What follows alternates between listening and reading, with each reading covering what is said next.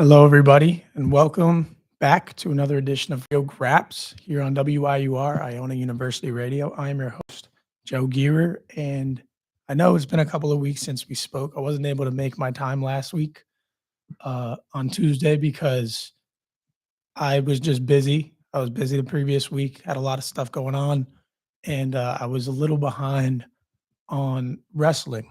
So I didn't want to come in here and try to forge a show having not watched everything or maybe having not given everything the attention and thought that I thought it would have deserved, especially because I didn't even think to mention it on last show, but that Saturday after the final show I did 2 weeks ago was NXT No Mercy. So it was a special event. And I didn't want to, especially come in here having to talk about a special event that I didn't get to watch and uh, give my attention to in full. So that's why I wasn't here last week. I felt like it was best to just take the week off and regroup. I've ended up catching up on everything that's gone on in the world of WWE since then. So that is why I'm back. I'm ready to go today. And we do have a lot to talk about that has unfolded maybe because of that show and No Mercy and um, just based on the weekly shows that have happened since we last spoke. Now, I wanted to kick off the show by briefly mentioning Santos Escobar, who we haven't seen on TV in a while. Perhaps there was a reason for that because his contract is officially expired. As of last night, he became a free agent. Santos is he's a very talented performer, but he just never really found his footing on the WWE main roster. He had that run with the LWO as a face, and then he turned and he went heel. And he just really never had a substantial run after that. Nothing that you could really write home about. So Santos has been officially released. They moved him, I believe, as of like 30 minutes ago, right before we started the show. I believe that his name moved to the alumni section of the WWE website. So Santos Escobar is officially gone from the company. And as cliche as it is to say in the wrestling business nowadays, we wish him the best in his future endeavors because, like I said, he's very talented, but he just never really found his footing on the main roster in WWE. And lastly, I want to bring up Gunther, a name we haven't heard in a while. Gunther. He has been gone since his loss to CM Punk at SummerSlam, where he lost the World Heavyweight Championship. And a lot of people have kind of wondered where he's been, what he's been doing. I know that, or at least I believe, he's been gone due to injury and he had to get a surgery done, I think, on his nose for, something that was leading into SummerSlam. I believe he was injured going into that event. But Gunther's been gone for a while. And it was rumored that he was ready to return. Could be any time now. And there was recent reports that came out maybe yesterday, I want to say, that Gunther is internally listed as the final opponent for John Cena's retirement tour. And I wanted to weigh in on that a little bit as you've kind of seen this run that John Cena's had where it began with him going in the Royal Rumble. He lost, won the Elimination Chamber, turned heel, and then battled Cody Rhodes and won the WWE Championship at WrestleMania. And ever since then, it's kind of been a trip down memory lane. So he went out and he faced Randy Orton. He went and he faced R-Truth in a little match, faced CM Punk. Like a lot of popular rivalries that he had. He went and faced Brock Lesnar. Although, if you watch the show, you know we were not big fans of that match. But it's been kind of like a nostalgia run where he's just kind of checking off old rivals and just giving the fans kind of what they want to see before he rides off into the sunset and never performs again. Because like he says he's never going to come back. You'll never see the jorts, the t-shirt again. And I tend to believe him. I don't think that John Cena is the kind of guy that will say that and then go back on his word and come back and perform once more. So I think December 13th, that's the day of Saturday night's main event where he's going to have his final match. I think that's going to be it for him. I don't think we're going to see any more John Cena after that, at least in the ring. He said he might still be involved or show up in a suit and all that, but I don't think we're going to see John Cena, the performer, again after December. So it begs the question, is that really what you want to send him out as? Because you'd kind of want to imagine that the way John Cena operates is he's going to want to put over somebody on his way out. I don't think John Cena is going to want to win his final match in WWE. So putting over somebody like Gunther at some point during his retirement run actually makes a lot of sense. And at the beginning of the year, that's kind of the route I figured they'd take because I didn't think the heel turn was really a possibility. I thought they would more so go with CM Punk versus Cody Rhodes, which is a match that everybody wanted to see way back when, and they still want to see. A lot of people have it main eventing next year's WrestleMania, CM Punk versus Cody Rhodes for the WWE Championship. But I think that the easy route and the layup route for John Cena to win that 17th World Championship was for him to face Gunther as face and have Gunther act as irrationally and as nasty and as vile as he did towards Jey Uso in that buildup. And John Cena beats him at WrestleMania, conquers the ultimate heel, the ultimate bad guy, the ultimate mean guy as the babyface John Cena, and wins the World Heavyweight Championship for his 17th World Championship that breaks the record. I thought that story would have worked great. It would have made perfect sense. I don't think you would have seen much backlash from a lot of people had that match actually happened.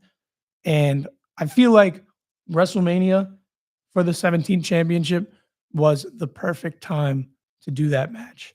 And if I'm being fully transparent, I believe that the perfect match was, I don't know how they would have gone about doing it, but I had said last year or leading into, no, I don't think I said it after the Royal Rumble because the Royal Rumble, that's when we started this show. We started after the Royal Rumble.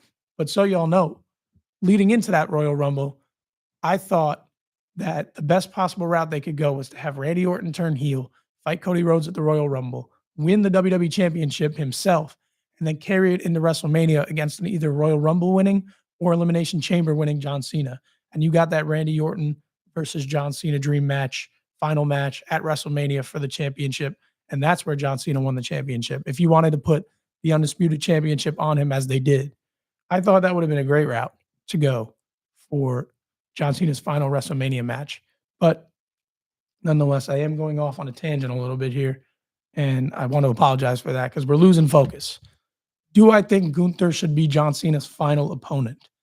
I think it would be a nice program if they actually ran a program on it, but John Cena's not going to be around. John Cena's not going to have the ability to build into that feud because, like we said previously on this show, he's got what, 5 appearances left, 4 after Crown Jewel in that Survivor Series. He's appearing on Raw in Boston. He's appearing on Raw at Madison Square Garden. And then he goes about a month until his final match. So you can't really build up that feud with Gunther. A feud like John Cena has right now going into Crown Jewel against AJ Styles. That doesn't necessarily need a build. And we'll get to that soon because that's exactly what AJ Styles said last night on Monday Night Raw. But you had that build 10 years ago. That's exactly the kind of match that John Cena doesn't necessarily have to be around for in order to garner that attention. Not to say people wouldn't be interested in John Cena versus Gunther as a match, but it's not a previously experienced story. Like everybody knows the history between John Cena and AJ Styles, and they promote video packages on it to show that history and build up the match. You can't do that when you have John Cena versus Gunther because there's been no previous experience between the two. I don't even think, no, because Gunther was holding a world title, so Gunther wasn't in the Royal Rumble. I don't think that Gunther and John Cena have ever actually interacted with one another in the WWE. So if you wanted to run that match, I think WrestleMania was the perfect time to do it. Keep John Cena face, let them battle each other on the mic. Gunther attacks John Cena, that kind of build. Like your normal face versus heel build for a championship, big feud, it would have worked perfectly because then you could build it up. But if Gunther is going to just return and fight John Cena in his final match, and John Cena is not there to promote it, I don't think that's necessarily the route you want to go with that being his final match. And you'd have to imagine John Cena is not going to beat Gunther in his final match. He's going to want to put him over because he's one of the top guys and bad guys in the company. And what better way to garner heat on yourself as a heel than retiring John Cena in his final match with a loss? That's just my opinion on it. I feel like John Cena has a few more matches in him. He's going to face AJ Styles. I don't know exactly what he's going to do at Survivor Series. I feel like he might wrestle the Raw at Boston and New York if he wants to just get in as many matches as possible before his time is up. But John Cena and Gunther in December is reportedly the plan. Do I think it's the right plan? Not at this point. I feel like, as I said many times, it would have worked better earlier in the year.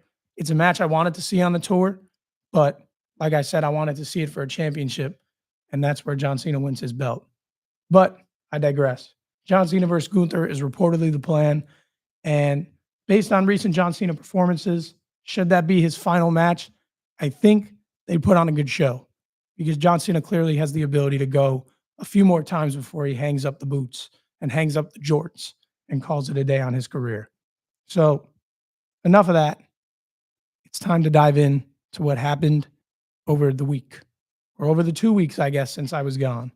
Last week's NXT was a setup for NXT, I forget what they're calling it, Showdown? They're calling it Showdown.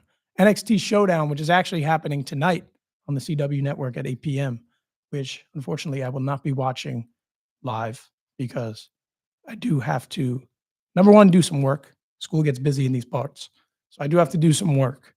But also, I have to watch the Yankees hopefully not get eliminated by the Blue Jays and get swept in that series. But I digress. NXT Showdown is tonight. Last week was the ultimate build towards that show. And the storyline is very simple. TNA versus NXT. And the way the seeds were all planted was when Obafemi and Trick Williams met each other in a title match on NXT right before No Mercy, where a lot of TNA talent expressed their anger and their bitterness over the matchup, considering it's two NXT talents wrestling for the TNA World Championship. And Trick Williams has all but refused, I believe, to defend that championship on the actual TNA shows. He's trying to run and avoid from it. So that's pretty much the underlying issue, is that TNA is upset with NXT. And that during that match, a lot of TNA talent showed up and pretty much just wrecked everything. That match ended in a DQ, as I predicted on this show. And now we're getting two Survivor Series style matches tonight on NXT between TNA talent and NXT talent. So that show opened with Ricky Saints coming out, your new NXT champion, by the way, who I did not think that Obafemi was going to lose that belt anytime soon. And the only logical reason I can see him losing that belt is that he's coming up to the main roster and he's going to do something big. Because I don't think he was going to lose that belt at any other show but Stand and Deliver next year. And it just so happens that I'm wrong and he lost that belt at No Mercy to Ricky Saints. Ricky Saints, I feel like, is a guy who maybe some could have seen dethroning Oba, but I kind of thought it would always be Javon, pretty much with their history and everything going on with Javon. But big things coming, I guess, for Ricky Saints, your new NXT champion. Big things coming, hopefully, for Obafemi. And as we'll get in a little bit later, maybe some big things coming for Javon Evans himself. So early on in his career, I'm not exactly sure, but Ricky Saints came out and cut his first promo as the NXT champion. And JC Jane came out as well, kind of congratulated him, but told him we have bigger fish to fry with TNA coming in. And that's when it was announced that the NXT champion and the NXT women's champion, Ricky Saints and JC Jane, would be your team NXT captains going into tonight's showdown against TNA. And it was later revealed that Mike Santana, who I believe is the number one contender to Trick Williams' title, and Kalani Jordan, who is your new TNA Knockouts champion, which is something that came out of left field, they're going to be captaining the Team TNA teams, and those teams had to be finalized by the end of the night because of the event that's going on this week. So all those captains had some work to do. They had to carve out their best rosters going into tonight's TNA NXT showdown. Jada Parker did a little bit to help her case on making Team NXT with JC Jane because she went out and had a match against Lash Legend and defeated her. And that ultimately is what put her on Team NXT for the women's side. Miles Bourne versus Josh Briggs was also set up to see who was on NXT team or NXT team. That's a good name for it, NXT team. To be on Team NXT with Ricky Saints, who already had chosen Javon Evans, and then Trick Williams kind of forced himself in and said he was co-captain, even though he's not really co-captain. But it's 4-man teams, and that's 3 spots already taken up. Josh Briggs wanted to be on the team. Miles Bourne wanted to be on the team. Trick and Miles kind of Trick and Ricky, I'm sorry, kind of disagreed as to who should be on the team. So they set up a match between Miles Bourne and Josh Briggs to determine who gets that last spot. And ultimately, it was Miles Bourne that beat Josh Briggs, and he got some help from a returning Matt Cardona, who was there for 2 weeks in a row. For those of you who may not know who Matt Cardona is now, he's formerly known as Zack Ryder in WWE, and he's a very big name on the independent wrestling scene now, perhaps the biggest name on the independent wrestling scene right now. And with that win, Miles Bourne, Ricky Saints, Javon Evans, and Trick Williams were set for Team NXT for tonight's NXT Showdown. Now, what's going on with the North American champion? He was in the mix of talking about El Hijo de Dr. Wagner Jr., who is, I believe, I'm blanking. I believe he holds a belt in AAA. I can't remember which one if he does. But Ethan Page came out, cut a promo on him. He was talking about him because Dr. Wagner said he was coming for that North American Championship. And in the midst of it, Ethan Page was interrupted by returning Mustafa Ali from TNA. And obviously, this show is going to be NXT versus TNA. And Mustafa Ali came out and he had a very good case because it's something a lot of people harped on for a while. He never really had his opportunity to fight for the North American Championship. A couple of years back, Mustafa Ali won a championship match he won a match to gain a chance at the North American Championship at the time. I think it was held by Wesley, if I'm not wrong. I can't remember who held it. I don't know why. My brain is all in mush right now. But anyways, he returned, said he never got that championship match that he was not deserved. He didn't deserve it. He earned it, which is true. He won a match for it. And then all of a sudden he was fired. He never got that chance. But now with the new TNA and WWE partnership, he was able to return and demand the championship match that he never got. And he was granted that because the North American Championship match will be happening tonight at Showdown. It's Mustafa Ali versus Ethan Page. And I've actually seen some people say they wouldn't mind Mustafa Ali actually winning that belt. I think Ethan Page has had a wonderful run with the title right now. He's facing everybody. He's having good matches. He's having good feuds. And it's kind of the model for what you'd want that type of title reign to be. I think Ethan Page is doing a phenomenal job. But you haven't really seen an NXT championship. Not really. You haven't seen at all an NXT championship go from an NXT wrestler to a TNA wrestler. You've obviously seen JC Jane hold the Knockouts Championship. You saw Trick Williams and still see Trick Williams holding the TNA World Championship. So their belts have come over here. But our belts, I don't know why I'm saying are, in the context of NXT, have not gone over there yet. So could Mustafa Ali be the first person to gain an NXT championship as a TNA talent? He could be, and I'd be interested to see where they go with that. But Ethan Page, Mustafa Ali tonight should be a good match because they're both very good wrestlers, and I'm interested to see who wins. I think Ethan Page is still going to hold on to it, and they just want to get Mustafa Ali back into the mix of things with WWE because he's one of those talents that people would have liked to see come back. Finally back. I think Ethan Page is going to win the match, and he's going to retain the North American Championship.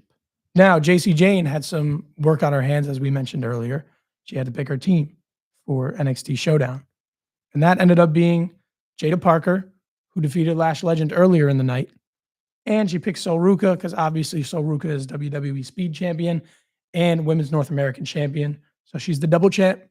Little to no wrestler is better than her on the brand. So Sol Ruka got chosen for the team. And the final spot was meant to come down to Fallon Henley and Lola Vice in a match that was set up by JC Jane, much to the dismay of Fallon Henley, who believed that she simply just deserved the spot on the roster. And in that match, later on in the night, Lola Vice defeated Fallon Henley to get a spot on Team NXT. And there was also a little moment backstage during that segment, the original segment, where Zarya wanted to talk to Sol Ruka in private about something. They have been showing some tension between the two recently, but also perhaps they were just talking about what they were going to do to get a shot at the WWE Women's Tag Team Championships because, as we'll talk about soon, they've showed up on the main roster multiple times recently and picked up a win. Enough on Zaruka for now. We'll get there soon. So, your official NXT Women's Champ, your official NXT team for the women's is the NXT Women's Champion JC Jane, Jada Parker, double champion Sol Ruka, and Lola Vice. Jordan Grace and Joe Hendry both made appearances on the show, but they both quickly realized they were not going to get chosen by Team NXT, nor will they get chosen by Team TNA because they're kind of tweeners right now. They don't really know which way their loyalty lies. Jordan Grace is in NXT now. Joe Hendry is still a TNA talent, but he often appears in NXT. So they both wanted to get involved somehow. And it was recently announced that they will be the special guest referees to the Survivor Series style matches tonight. Jordan Grace will ref the women's, and Joe Hendry will ref the men's. Nice way to get them involved, especially if they're not going to be wrestling on the card. It was revealed that Lainey Reed, who's a newcomer recently in the last few months, took out Lola Vice at No Mercy and took out Jasmine Nix. There was a hooded figure that gave a knee to Lola Vice during the women's championship match at No Mercy. That ended up being revealed as Lainey Reed, who's been trying to get in the good graces of JC Jane recently and maybe weasel her way into Fatal Influence. And for those who may not know, last week Jasmine Nix was laid out and kind of kicked out of Fatal Influence because she's not renewing her contract. She's not returning to WWE, and that was a means to write her off. And I believe Lainey Reed will now take her place in Fatal Influence. But if that's how they're going to do it, very nice way to write her off. Give Lainey Reed that edge to get into the group. Laid out Jasmine Nix, said she never really belonged in the group. And yeah, I thought it was a really well done way to write her off. One of the more exciting things of the night, Javon Evans and Leon Slater, who is the X Division champion on TNA, they ended up competing in a tag team match against the Culling, which is Sean Spears' group. And that match was very fun. Those two work extremely well together because they're both incredible wrestlers. They're also some of the youngest wrestlers with the biggest names. And they kind of alluded to that earlier in the night where they said they had the youngest ever dream match that was ever going to happen. They're going to wrestle each other at TNA Bound for Glory for the X Division Championship, which should be an incredible match because they're both incredible wrestlers. So that was a very fun thing that they did. They both worked really well as a team. A lot of people going into it that I saw were very excited when that match was announced on the night because everybody knew those two would work great together. And yes, they did. They did work great together. So Javon Evans and Leon Slater got the win over the Culling, and they're going to face each other real soon at TNA Bound for Glory, which I'm not a guy who watches TNA, but I think that a match of that caliber with those two wrestlers might be enough to get me to watch the event because that match is going to be awesome. Now, as I mentioned before, the teams for NXT and TNA were made official at the end of the night. Team NXT for the men's was Ricky Saints, Trick Williams, Miles Bourne, and Javon Evans. And the official team TNA for the men's was Mike Santana, who was the captain, Frankie Kazarian, Moose, both guys who have made appearances before in NXT, and Leon Slater, who wrestled earlier that night with Javon Evans. And on the women's side, Team NXT was officially JC Jane, Sol Ruka, Jada Parker, and Lola Vice. And the official Team TNA for the women's side was Kalani Jordan, who, interestingly enough, is a TNA champion, but an NXT talent. And she chose the inspiration, who's Jessie McKay and Cassie Lee, who I believe are the TNA Women's Tag Team Champions. And she also chose Amara Sade, who's formerly known as Jakara Jackson, who got released from WWE not too long ago. So she's back and wrestling. And I think it would have been a little interesting if they had Lash Legend beat Jada and Lash Legend be on the team, because then you get that metaphor kind of reunion. They wrestle each other. It would have been a nice little touch to the match, but regardless, she's back. She's wrestling. Those are your teams. And the show closed in a massive brawl that ensued, which is like a common theme now between the two brands and their beef. So it closed with a huge brawl. But that episode of NXT led me to this question. And the following episode of SmackDown, because a lot of people had viewed, you know what? I'll save it for a second. Before we move forward, if you have an event that you want to promote, you can reach out to WIUR or stop by the studio and get your club an ad here with us at WIUR because we do read ads every show all week. Got them right here. So if you ever want to promote anything, just come to us and they'll be able to get you in and get you the promotion that you so desperately desire. And also shout out to our next show of the week, which is the Iona Gals, and you can catch their show every Friday at 11, only on WIUR Iona University Radio. Back to the programming. SmackDown on Friday. A couple of things that happened. I'm not going to go necessarily in chronological order because I want to touch on the most important stuff last. So, The Miz and Carmelo Hayes are done. That was made clear in a backstage segment. Melo Don't Miz is officially over. And Carmelo came out to accept Sami Zayn's U.S. title shot, his open challenge, got laid out by The Miz, and that resulted in Aleister Black accepting the challenge, which Aleister Black versus Sami Zayn, you already know that's going to be a great match. It was a great match.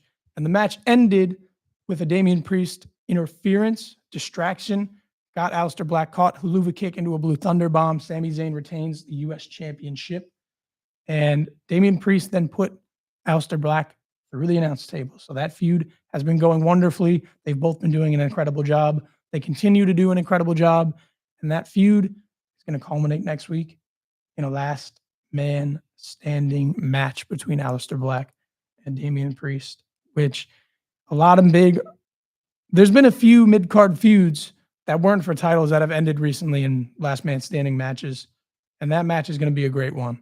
I think it's going to be extremely fun. And I'm looking forward to watching it this Friday night. Zaruka. The reason I didn't want to expand earlier is because Zaruka showed up on SmackDown for what I believe is the second straight week. They're trying to earn themselves a shot at the WWE Women's Tag Team Champions, Alexa Bliss and Charlotte Flair. They ended up having a match and getting a win against the Secret Harvest, being Alba Fire and Chelsea Green, to kind of earn their match. And they are on the march towards the title shot because the two champions have told them, you got to earn your shot. And if you do, then we can talk. The champions were impressed and they said they better be ready when the time comes and their name is called to challenge for those titles. So there's a lot of interesting stuff happening right now between the main roster and NXT because there's reports that WWE wants to change the call-up system. And what I mean by that is they don't want to just do a draft and have these guys come up out of nowhere because, unfortunate as it may be, there's a lot of main roster watchers that don't watch the NXT product. And so when you just randomly call up a new name, they might get no reaction. They might fall flat because these people that don't watch NXT are not necessarily familiar with the game of the people on NXT. Guys like Javon Evans, guys like, I'm trying to remember, I don't necessarily remember guys who came up right away. You know what? If you want to include them, guys like, I'm trying to remember. I don't know. They've all pretty much gotten good reactions. Like Lyra Valkyria is in a good spot. Ilya Dragunov hasn't been around, but he was in a good spot. I wouldn't necessarily say Carmelo is in a spot the fan base wants him to be, but he gets reactions and he draws himself good attention from the fan base. So these guys have done a good job coming up from NXT, but WWE kind of wants to transition more to like a slowly integrate them into the work kind of way where it's not just a sudden change where they get called up and then all of a sudden they're on the show. You saw it kind of happen with Stephanie Vaquer earlier in the year when she was NXT champion, made a few appearances, had a few matches, kind of familiarized herself with those people who don't watch NXT. All of a sudden, Stephanie Vaquer is up. She's a superstar. She's the women's champion. She's wrestling for the Crown Jewel Championship this weekend in Perth. So that kind of system is what they want to implement. And you see it happening slowly with some of the NXT talent because Zaruka came up, had their match. They've been kind of slowly integrated into the women's title picture. You saw them wrestle or appear on SmackDown a couple months when Evolution was happening. And another person that's found themselves in that spot is Javon Evans.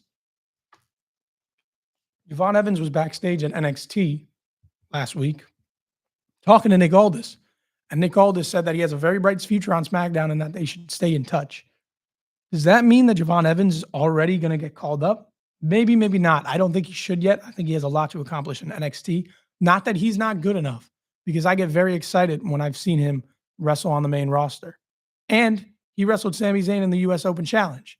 So Javon Evans maybe could be coming to the main roster at some point soon. I personally hope he does more in NXT first.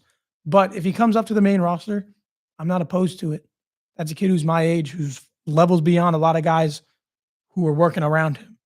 And Javon Evans maybe could be coming to SmackDown soon. That's all I'm saying.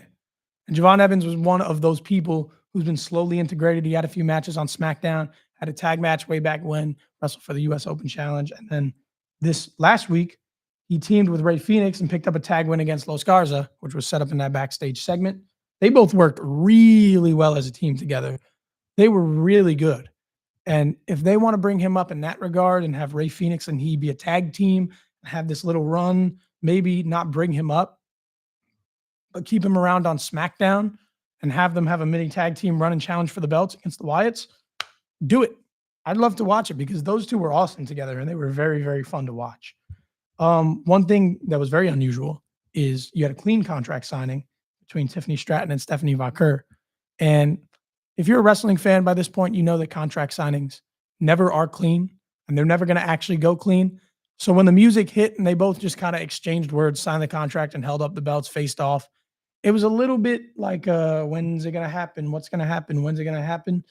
And then it happened because Tiffany got attacked in the entranceway by Julia and Kiana James.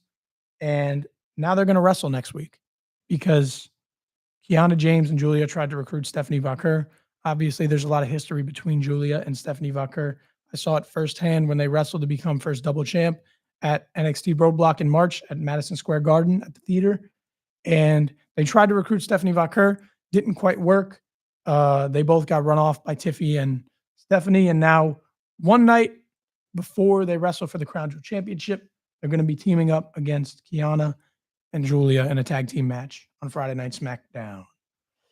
Jacob Fatu had his first video promo back, returning. He returned last week against Drew McIntyre and laid him out with a boot, a boot. And he's just angry. He's angry about everything. He wants to kind of just reinsert himself into every picture and remind people who he is, which is very nice. So Jacob Fatu was a good video package.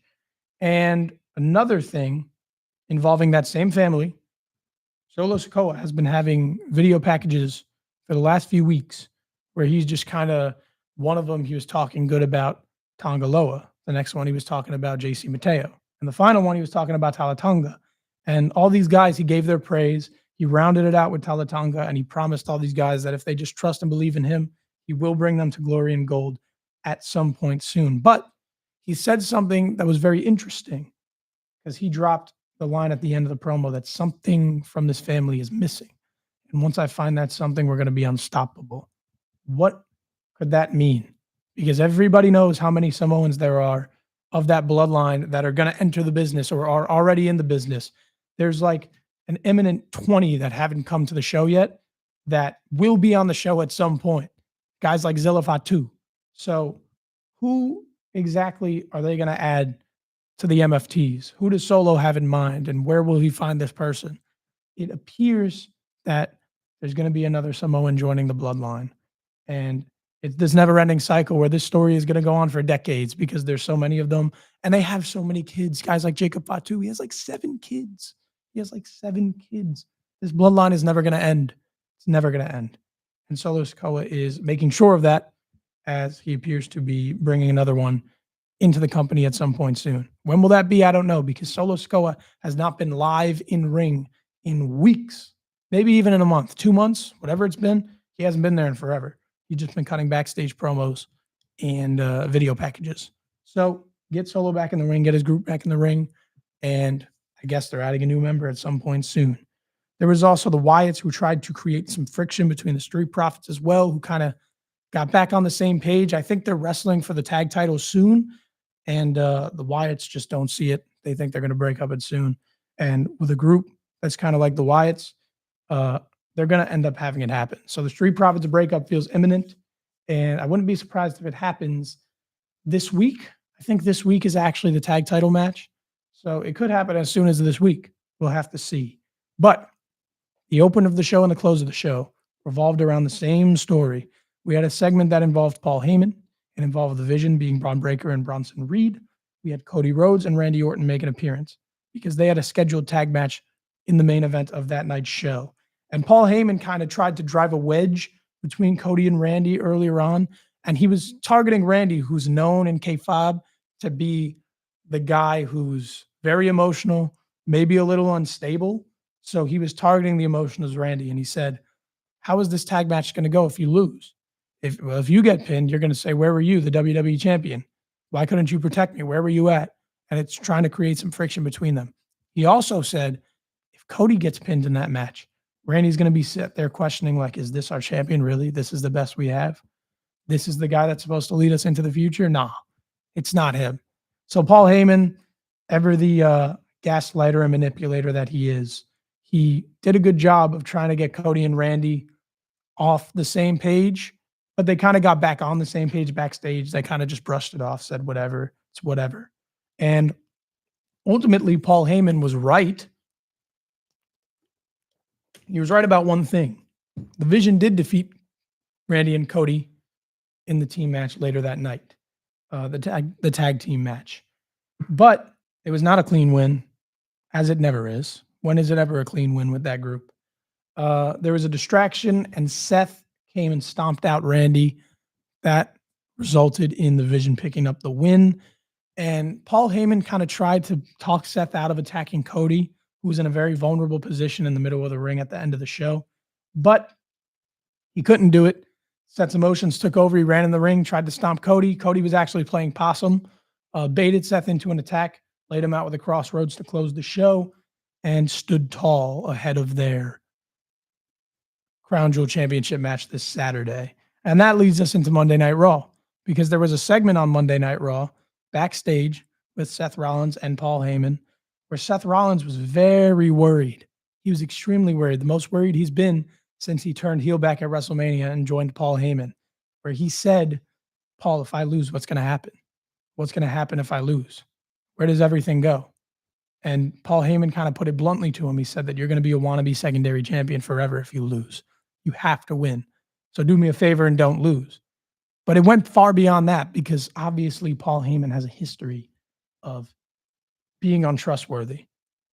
He turns on every single one of his clients. He's turned on Brock Lesnar. He turned on CM Punk. He turned on Roman Reigns, the great Roman Reigns, who he never, ever, ever would turn on in his life. He chose Seth Rollins over Roman Reigns. And that's what he told Seth Rollins, because Seth Rollins said, shoot me straight. What happens if I lose? Where do you stand? And Paul Heyman plainly told him, I'll have to wonder why I ever chose you over Roman Reigns. And a statement like that really get under the skin of Seth Rollins, because obviously him and Roman Reigns are on the worst possible terms you could be. They hate each other, and they're going to be on site every time they see each other. So he really got under his skin there. And I think it was more of a tactic by the Oracle, the wise man, to fire up his guy and get him ready to win the match. But it's also truth, because Paul Heyman, once he sees that his guy is not the guy, he just moves on. He brushes him off. He turns on him, and he goes back to whatever guy he sees as the number one. Right now it's Seth Rollins. And if Seth Rollins does not lose to Cody, or he does not beat Cody Rhodes, Paul Heyman will have every right in his own mind to abandon Seth Rollins in the group. And he even said that Braun and Bronson will lose respect for him if he doesn't beat Cody Rhodes. So it's like a warfare going on in the mind of Seth Rollins right now. And I think that him getting laid out by Cody Rhodes and letting the emotions take over on SmackDown is what's really like getting in his mind and getting in his skull. Other things that happen on Raw. Roman Reigns, who returned last week to assist the Usos and kind of disregarded Jimmy and came up for Jay. He opened the show. He and Bronson got into a brawl after their Australian street fight was made official for Crown Jewel. And that kind of led into a string of backstage segments, not with Bronson, has nothing to do with Bronson and Braun. It led into it was a very bloodline-filled episode, OG Bloodline, being Roman Reigns, Jey Uso, and Jimmy, which I will talk about at the end of this whole discussion. because it was definitely the most important things that happened on the show. In my notes here, I have that Asuka slaps Kyrie into a match with Io later on that night, and it was literally because she talked to Adam Pearce, got the match set up, and then when Kyrie, who had no idea what was going on, heard about this match, she didn't want to do it, and Asuka gave her a nice big whack across the face and told her that she must do it. It was required. She had to do it because Asuka is the maternal figure and the I forget the word. She's like she's the mentor. She brought them in. So they have to kind of obey her and do what she says because it's like that honor of it's that sense of honor and loyalty and respect. And even up to the week that Io Sky got turned on by Asuka, she was like under the same thing. Like, I can't go against Asuka. That's my family. She's my mentor. She's the reason that me and Kyrie are even in this company. So I have to respect her and I have to do what she says. And until Asuka went full blown crazy on her, she was kind of holding that same sense of respect. Asuka's not done that on Kyrie yet, but she's starting to. And I think you're going to see those seeds slowly planted until Asuka's all alone and Kyrie turns on her as well and goes back to Io. I think that's how this whole thing is going to play out. But those two had a match later on that night, and it was actually uh, Kyrie that won with Asuka's help, of course. She kind of helped Kyrie get leverage on the cover, the roll up, and Kyrie ended up picking up the big win ahead of Crown Jewel, where there's going to be a match between Io Rhea and the Kabuki Warriors. I don't know who the Dallas crowd was feeling like that night because there was a big whoop that trick chant that started right before the match. So again, NXT slowly being incorporated in. I guess even by the crowds, like that chant came out of nowhere. It caught me off guard when I heard it because Trick Williams has nothing to do with a match between Kyrie and Sky. So it's nice to see that the crowd is aware of and maybe ready for Trick Williams on the main roster.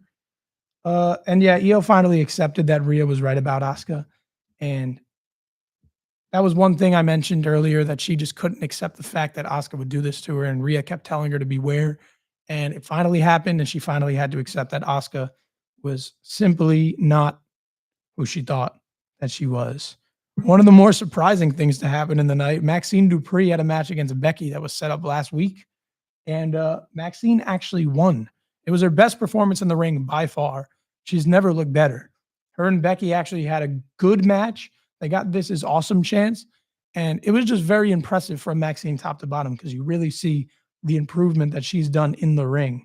And there was a few close calls where Becky almost got pinned, and that would have sent the crowd into a frenzy because the crowd was very into the match and very much on the side of Maxine Dupree. And I think it was more the element of surprise because she was doing some stuff that you never thought she'd do. So, but it kind of digressed into her getting beat up on the outside of the ring a little bit. And ultimately, Becky got carried away and was showboating on the table, and she got counted out because she got in the rest face a few times. You saw that count speed up at the end of the match once Maxine got back in the ring. And Maxine Dupree picked up a big upset win against the Intercontinental Champion Becky Lynch by countout. I guess they're going to have an IC title match now because Becky is going to want one, revenge, and two, Maxine Dupree has a win over her now. And in the world of wrestling, that gets you a title match when you have a win over the champion. Roxanne Perez faced Lyra in their second match in I think 3 weeks or 4 weeks on Raw. I believe Lyra won the first one. And this time it was Roxanne that picked up a win after a whole sequence of distractions on the outside of the ring. And after the match, there was a big brawl that ensued in the backstage area between Lyra Bailey and Raquel and Roxanne, which I believe they set up a tag match for them next week. If my mind serves me correctly and I remember correctly. But it was a good match. They always have good matches together. They have great chemistry. I said this last time they wrestled because they had a stand and deliver rematch. That's what it is. They wrestled at Stand and Deliver 2024 when Roxanne dethroned her. And that match was really good. You see that they both have incredible chemistry together. So they put up a good match. And I'm never going to complain when those two wrestle one another because it's good every time. AJ Styles made an appearance, was about to cut a promo about his match with John Cena, interrupted by the Judgment Day, and they set up a 6-man tag match with Dominic, JD, and Finn going against AJ Styles, Dragon Lee, and Penta. They seeked out Penta for that final partner, and he took the job. He took the responsibility upon himself to help them out. Finn alluded to something between Dragon Lee and AJ Styles having a tag team title match with them. And based on the result of the match, that seems very likely because they ended up getting the win. And it was AJ that pinned JD. So AJ Styles pinned one of the Raw or World Tag Team Champions to get the win. So Dragon Lee and AJ Styles will probably be wrestling for a tag team title sometime soon. I hope it happens because one, the match will be great, and two, belts are featured, but they need to be defended. They haven't been defended in forever. I think they've been defended maybe once or twice this entire reign, which was the exact problem with JD and Finn's first reign. They don't defend tag team championships. That's just the state of the tag team division on Raw right now. And if AJ Styles and Dragon Lee, who work very, very well together, got a crack at the titles, I wouldn't mind them putting it on them. AJ's coming down. His career is winding down. Dragon Lee hasn't held a main roster championship. So you're going to get good matches out of them. They're a nice little partnership. It'd be nice to see AJ with a belt. It'd be nice to see Dragon Lee with a belt. And I think that losing the tag team championships could create more tension between the Judgment Day and eventually lead to that split, however they may do it. So that match was good. And it was caused because Dominic ran away from Rusev, who he somehow beat last week. I thought he was doomed, but he outsmarted him, got him with a cheap shot, and ended up beating him. So Rusev is obviously irate, not done with Dominic. Came out, Dominic got scared, ran away when I believe Penta misfired and hit Rusev with a kick. So Dominic took advantage and took his opportunity to get the hell out of there. Penta is getting an IC title shot next week on Raw, which is what he's been clamoring for like 3 weeks. So he's finally getting another shot at the title. He hasn't had one since like May, I think. May or June. It's been May or June since he had a title shot. So Penta versus Dominic next week on Monday Night Raw for the Intercontinental Championship. And I'm sure Rusev is going to get involved in that match one way or another. And AJ Styles hopped up on the table and promised to leave everything in the ring with John Cena in his match this Sunday. Like he said, no build needed. Everybody knows the history between them. It's a match that you can just put on the card and everybody's going to want to see it. That's exactly what it is. And AJ Styles versus John Cena on Saturday at Crown Jewel. Now, the big part of the show last night, as I mentioned before, revolved around Roman Reigns, Jey Uso, and Jimmy Uso. Because Roman told Jey not to help him at Crown Jewel. He said to focus on what he's doing and getting back to that World Heavyweight Championship. And then he had this moment with Jimmy where he said that he sees and hears everything, and he scolded Jimmy for criticizing Jey's taking advice from him or acting like him. Because in recent weeks, Jimmy's used it as like a dig that you're acting more like Roman. This isn't you. And later on, he told Roman that Jey is nothing like him. And Roman actually said he dissed Jimmy. There's some tension between Jimmy and Roman right now because Jey is Roman's guy. And Roman told Jimmy that actually, once Jey won that world title at WrestleMania, he became a lot more like me and a lot less like you. So kind of demeaning Jimmy. We know Roman's character has never changed. He's always remained the same. He's the same guy, never apologized. It's the exact same persona as when he was champion as when he was heel. He's just kind of in between right now. And he really got under Jimmy's skin by saying that, leading into their tag team match later that night, which was set up in a segment with CM Punk, LA Knight, Jey Uso, and Jimmy Uso at the top of the hour, I think at 9 o'clock, because CM Punk came out, cut a promo, vowed to get back to the championship, got interrupted by LA Knight. LA Knight called him a great husband and a trash champion, said he got pinned by Rollins multiple times. And he said, you know who's never been pinned by Rollins, never not once? CM Punk kind of caught him off guard with a really good line. He said probably the guy who's never not once been world heavyweight champion. So it was a nice back and forth between the two. Jey Uso, who was influenced by Roman Reigns earlier in the night, came out, interrupted both, and said the title shot was his because he never got his championship rematch when he lost it. And LA Knight came right after Jey again and said that he'll never be Roman Reigns. And he insulted the Usos as a tag team. Jimmy was out there by this point because he said that judging by what happened last week, you guys need to focus on being a tag team and getting back to being a good tag team because you guys were not even that last week. That got under both Usos' skin. Jimmy made a showing, and LA Knight said no disrespect to Jimmy, but it was more at Jey. And there was this big sequence that unfolded afterwards where Punk Jay laid out Knight, Punk laid out Jay, and then Jimmy laid out Punk because of what happened when Punk laid out Jay. And Punk called Jay Lil Roman. He said he likes Jey Uso. He doesn't like Lil Roman. Still, like, it's just nobody likes Roman Reigns outside of his family, really. And CM Punk, who's been good friends with Jey Uso off and on screen, kind of told him that. And that led to the string of events where everyone laid each other out, and that set up a tag match between them later on in the night. And in that tag match, previously, I'm sure it's going to lead to something. But Jay was very angry with Jimmy in the backstage after and said he doesn't know really what side he's on. He said, "Are you protecting Punk from me?" And he kind of thinks that Jimmy's against him. Jimmy claims that he's not. And that's around the time when Jimmy snapped on Roman and told him that Jay's nothing like him, and that whole thing unfolded. And later on in the night, Jimmy got laid out outside the ring. Jay got caught with a GTS by Punk, and Knight came in and stole the pin from Punk to beat the Usos and kind of call his shot in a way at the World Heavyweight Championship next, because that was what the whole debate was about. And, you know, that's just what the whole debate was about earlier in the night. And now, like LA Knight can say, I pinned Jey Uso. I deserve the shot at Seth Rollins' World Heavyweight Championship next. So that's how the show closed. Nothing spectacular, no big brawl, no return, nothing like that. It was a nice, calm ending to the show, one that I'm totally fine with. And now, as we recapped all the weekly shows, it's time to predict. The best thing that happens on this show is the predictions. And I'm going to run through them very quickly because we're running low on time. Crown Jewel Perth in Australia this weekend. Actually, I just popped in my head. I'll predict in a minute, because what I didn't talk about, what I wanted to talk about, is what the hell is going on with Obafemi. Because Obafemi, a lot of people thought would actually answer the U.S. Open Challenge. That'd be his introduction to the main roster. He'd dethrone Sammy, he'd go on a Gunther-like run with the U.S. title. And that's how he'd cement himself on the main roster.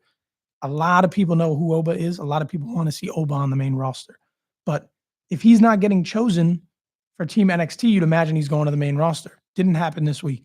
But then reports come out and say that WWE still has more plans for Obafemi on NXT going forward, which doesn't make any sense because Obafemi has nothing else to accomplish in NXT. He was already the longest reigning North American champion.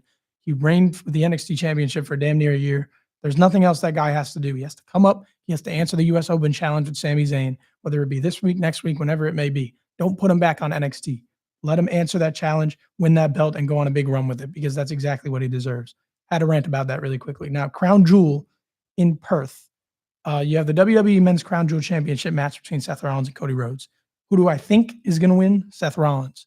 Who do I think is the right winner? Seth Rollins, because it gives more edge to his character. He's never beaten Cody Rhodes. Cody Rhodes already won the Crown Jewel Championship last year against Gunther. Winning that for Cody doesn't really give him anything.